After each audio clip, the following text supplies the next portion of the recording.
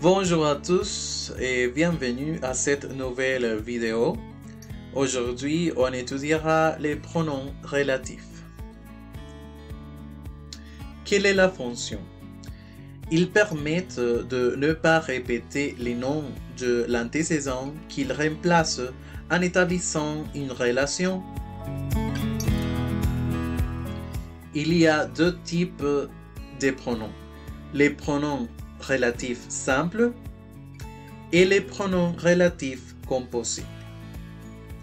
Mais aujourd'hui, on va étudier les formes simples du pronom relatif, c'est-à-dire qui, que avec apostrophe, quoi, dont, où.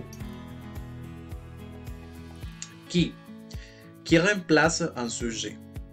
Donc, qui peut avoir pour antécédent un animé ou un non animé, c'est-à-dire une personne, un animal, ou bien une idée ou un objet. Il a la fonction de sujet et qui est toujours de la même personne, nombre et genre que son antécédent. Voici quelques exemples. J'ai vu un film. Ce film est très romantique. Je peux lier ces deux phrases en disant « J'ai vu un film qui est très romantique ». 2. C'est un livre, il est passionnant. C'est un livre qui est passionnant. Que ou que avec apostrophe remplace un COD, c'est-à-dire un complément d'objet direct. Que peut avoir pour antécédent un animé ou un non animé. Il a la fonction d'un COD comme je viens de dire et que est toujours du même nombre et du même genre. Voyons quelques exemples. C'est un objet. On utilise cet objet pour écrire. Ou bien je peux dire, c'est un objet qu'on utilise pour écrire. 2.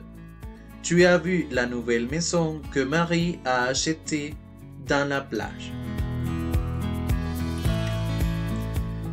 Attention, la plupart des pronoms interrogatifs se trouvent dans une phrase finissant par un point d'interrogation, mais pour les pronoms relatifs, ce que nous venons d'étudier, finissent par un point ou un point d'exclamation. Il y a des questions, il y a des doutes, laissez-les dans la partie des commentaires. Merci beaucoup, à la prochaine.